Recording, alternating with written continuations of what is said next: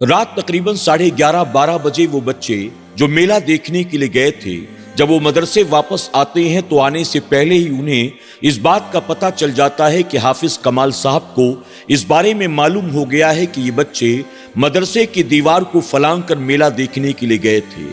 अब वो बच्चे जानते हैं कि हम मदरसे में जब दाखिल होंगे हाफिज कमाल साहब हम सब की पिटाई करने वाले हैं। अब इन बच्चों के साथ जो जिन्नात का बच्चा होता है वो सोचता है कि अब आखिर मैं क्या करूं जिसकी वजह से मैं मार पिटाई से बच जाऊं। ये तमाम बच्चे कहते हैं कि अब तो मार पड़ना ही पड़ना है, तो दीवार फलांग कर जाने से बेहतर है मेन गेट ही से मदरसे के अंदर दाखिल होते हैं और हाफिज कमाल साहब जो सजा देते हैं उस सजा को बर्दाश्त कर लेते हैं। चूंकि गलती तो हो ही गई है, लेकिन जिन्नात का बच्चा हाफिज कमाल साहब की सजा से बचने के लिए अपने आप को सांप की शक्ल में तब्दील कर लेता है और मेन गेट से दाखिल नहीं होता, बल्कि पीछे की दीवार से वो मदरसे के अंदर दाखिल होता है। यहाँ मदरसे के अंदर हाफिज कमाल साहब गुस्से में बच्चों के आने का इंतजार कर रहे थे और तमाम बच्चे भी जाग रहे थे ये देखने के लिए कि जब वो बच्चे आएंगे तो हाफिज कमाल साहब उनका क्या हश्र करते हैं। अब जिन्नात का वो बच्चा जिसने अपने आप को सांप की शक्ल में तब्दील कर दिया था, वो मदरसे के पीछे वाली दीवार से सांप की शक्ल में मदरसे के अंदर दाखिल होता है। मदरसे में मौजूद बच्चों की उस पर नजर पड़ जाती है। अचानक वो बच्चे सांप सांप चिल्लाना शुरू कर देते हैं। कुछ बड़ी उम्र के बच्चे अपने हाथ में लाठी डंडे लेकर दौड़ते हैं उस सांप को मारने के लिए। वो जिन्नात का बच्चा जो सांप की शक्ल में मदरसे के अंदर दाखिल हुआ था, फिर आखिर उसके साथ क्या हुआ, वो जिंदा बचा या उन बच्चों ने मार मार कर उसे खत्म कर दिया। जब हाफिज कमाल साहब को इस बारे में पता चला कि वो बच्चा इंसान का नहीं बल्कि जिन्नात का है, तो हाफिज साहब ने उसके साथ क्या किया, आइए एक जिन्नात के बच्चे की कहानी जो मदरसे में आकर बच्चों के साथ पढ़ा करता था समाप्त करते हैं। फरमाया गया कि एक बहुत ही गरीब और पिछड़े हुए गांव में एक छोटा सा लेकिन बहुत पुराना मदरसा था। उस मदरसे में तकरीबन 18-20 बच्चे कुरान शरीफ हिफ्ज किया करते थे और इन बच्चों के उस्ताद का नाम हाफिज कमाल साहब था, जिनकी उम्र तकरीबन 50 या 52 साल की होगी। हाफिज कमाल साहब के बीवी बच्चे तो उनके अपने गांव में रहा करते थे जो यहाँ से तकरीबन 100-125 किलोमीटर दूरी पर था।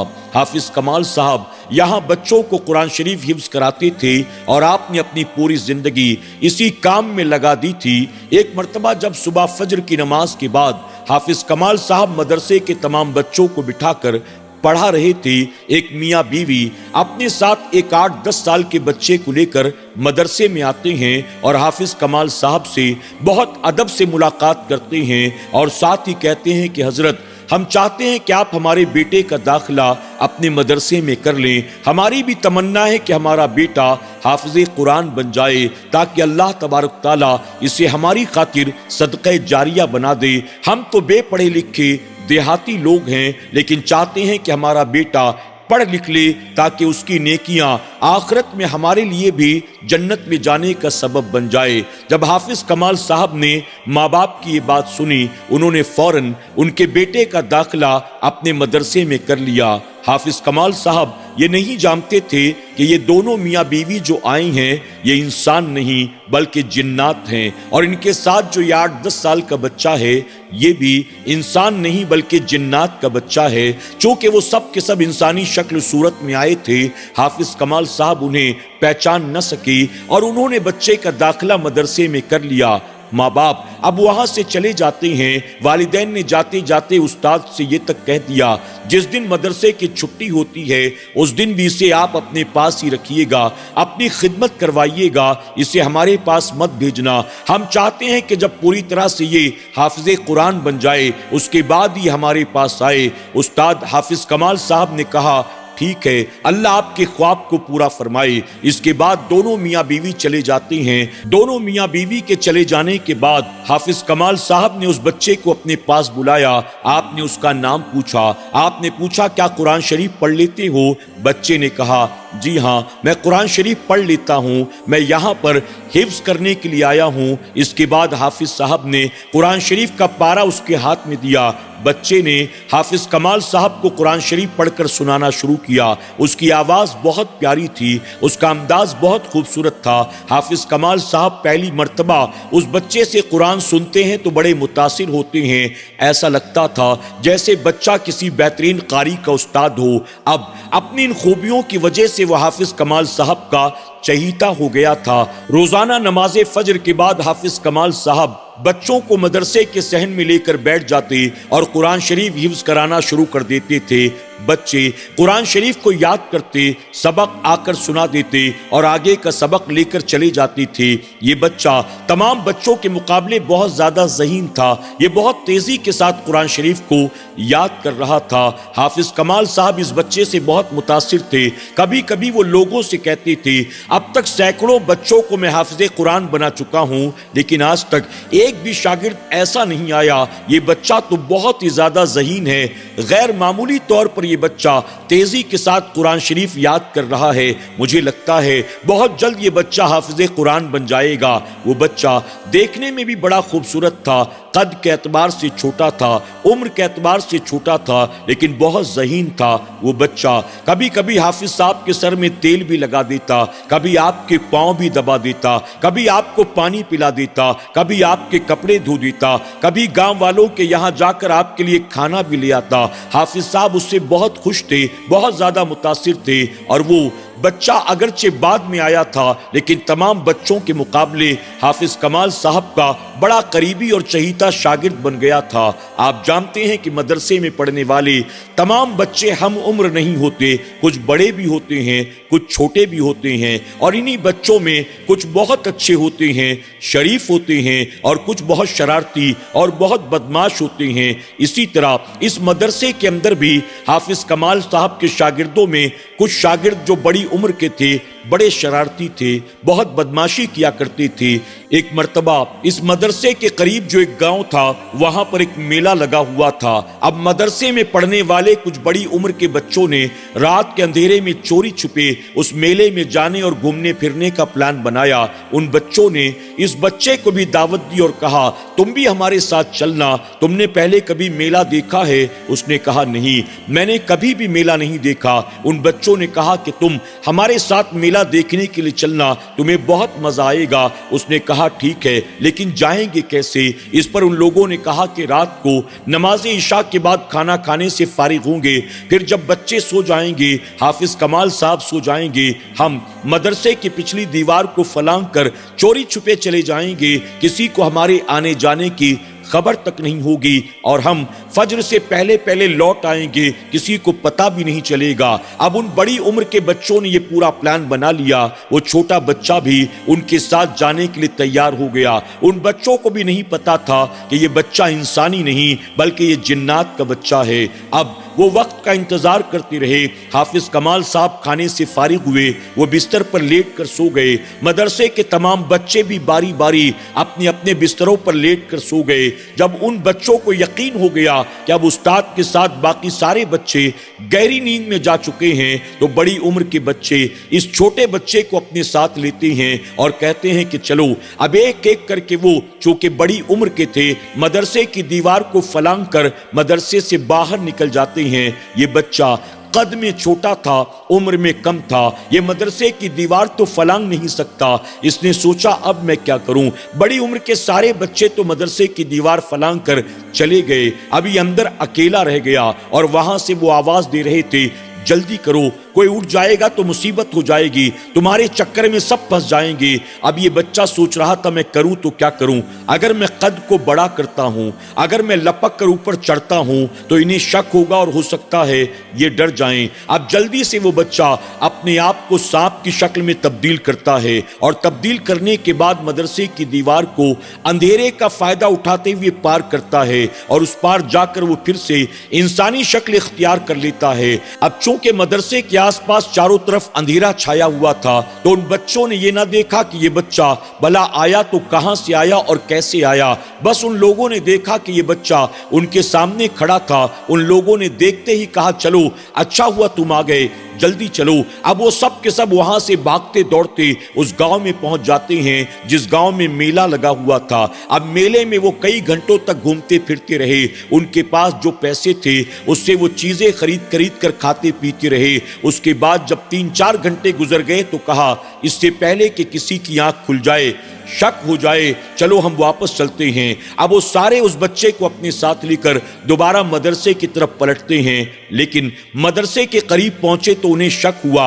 मदरसे में लाइट ऑन थी और उन्हें ऐसा लगा जैसे लोग उनका इंतजार कर रही हों। उन्हें यकीन हो गया कि लगता है हाफिज कमाल साहब को इस बारे में पता चल गया है, हम मदरसे में मौजूद नहीं हैं, हमारी चोरी पकड़ी गई, अब तो हमारी खैर नहीं है, अब करें तो क्या करें। अब उन लोगों ने कहा कि अब तो सजा मिलना ही मिलना है, अब तो मदरसे में हाफिज साहब को पता चल ही गया है, अब मदरसे की दीवार को फलांग कर जाने से बेहतर है चलो मेन गेट से अंदर जाते हैं। अब वो सारे बच्चे मेन गेट की तरफ बढ़ते हैं, लेकिन वो छोटा बच्चा चूंकि वो उस्ताद का बड़ा चहीता था, करीबी था, वो नहीं चाहता था कि उस्ताद को ये पता चले कि मैं भी इनके साथ गया था, वरना उनकी दिल आजारी होगी, उनको बुरा लगेगा। और उसे ये भी डर था कि अगर उस्ताद ने मुझे इन लोगों के साथ देखा तो मुझे भी सजा देंगे, मुझे भी मार पड़ेगी। तो उसने उन लोगों के साथ मेन गेट से जाना मुनासिब न समझा, बल्कि एक बार फिर से उसने अपने आप को सांप की शक्ल में तब्दील कर लिया।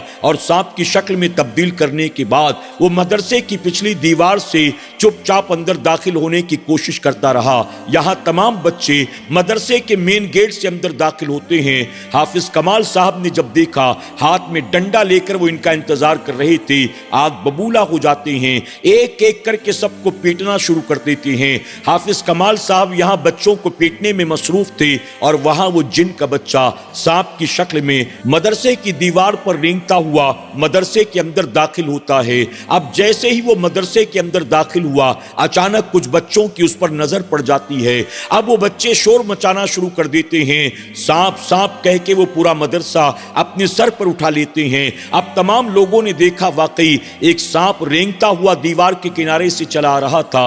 अब बड़ी उम्र के बच्चे अपने हाथ में पत्थर, लाठी, डंडे लेकर दौड़ते हैं उसे मारने के लिए। अब वो जिन्नात का बच्चा जो सांप की शक्ल में मदरसे के अंदर दाखिल हुआ था, इससे पहले कि वो इंसानी शक्ल इख्तियार करता, इससे पहले कि वो ये कहता कि मुझे मत मारो, अचानक कुछ लोग उस पर टूट पड़ते हैं, लाठी डंडों के जरिए वो उसे हलाक कर देते हैं। अल्लाह अकबर। अभी उस जिन्नात के बच्चे को कत्ल करना था, अचानक बहुत सारे जिन्नात मदरसे के अंदर आते हैं, हंगामा बपा कर देते हैं, सामान उठाकर यहां वहां फेंकना, शोरगुल मचाना शुरू कर देते हैं।